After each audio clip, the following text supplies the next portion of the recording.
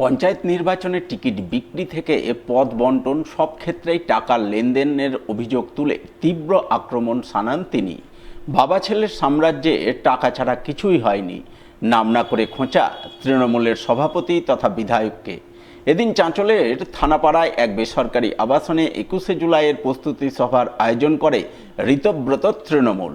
সভায় উপস্থিত ছিলেন প্রায় 300 থেকে 400 জন কর্মী সমর্থক। নেতৃত্ব দেন ঋতব্রত তৃণমূলের জেলা সভাপতি তথা চাঁচলের বিধায়ক প্রসূন বন্দ্যোপাধ্যায়। এছাড়া উপস্থিত ছিলেন রতুয়ার বিধায়ক সমর মুখোপাধ্যায় সহ অন্যান্যরা। সভায় বক্তব্য রাখতে গিয়ে প্রসূন বন্দ্যোপাধ্যায় কালীঘাট তৃণমূল এবং দলের শীর্ষ নেতৃত্বকে কড়া ভাষায় আক্রমণ করেন। তার অভিযোগ, 2023 সালের পঞ্চায়েত নির্বাচনের সময় নবজোয়ার কর্মসূচির আড়ালে ক্যামাক স্ট্রিট এবং আইপ্যাকের যোগসাজশে গোটা রাজ্যের টিকিট বিক্রি হয়েছে। মালদা জেলায় শুধু চুরি নয়, ডাকাতি হয়েছে বলেও তিনি দাবি করেন। প্রসূন বন্দ্যোপাধ্যায় আরও অভিযোগ, পঞ্চায়েত নির্বাচনকে ব্যবসায় পরিণত করা হয়েছিল।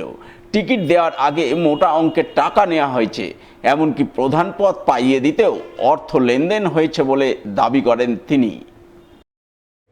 2023 সালে কোন এক বিরাট নেতা তিনি নবজোয়ার করেছিলেন না, বিরাট, যদি ওর গ্রাম থেকে ওর নাম জমা পড়ে তাহলে আগামী দিনে পঞ্চায়েতের টিকিট নাকি উনিই পাবেন, বলা হয়নি? তিনি শুনেছিলেন তো আপনারা? কি হলো? গোটা পশ্চিমবঙ্গে টিকিট বিক্রি হতে শুরু করলো পঞ্চায়েতে, হয়নি? বলুন হয়নি? টিকিট বিক্রি হয়েছে পঞ্চায়েতে 2023 সালে এই টাকার এই ক্যামাক স্ট্রিটের যোগসাজশে। আর মালদা জেলায় হয়তো ছেড়েই দিন, চুরিতে হয়নি, ডাকাতি হয়ে গেল।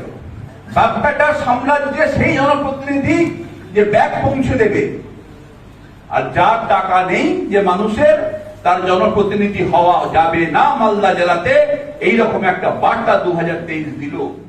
আমরা গোটা জেলা থেকে কয়েক হাজার কর্মী সমর্থক আমাদের যাবে। শুধুমাত্র চাঁচল নয়, চাঁচল সহ জেলার সমস্ত জায়গাতেই সভা হচ্ছে।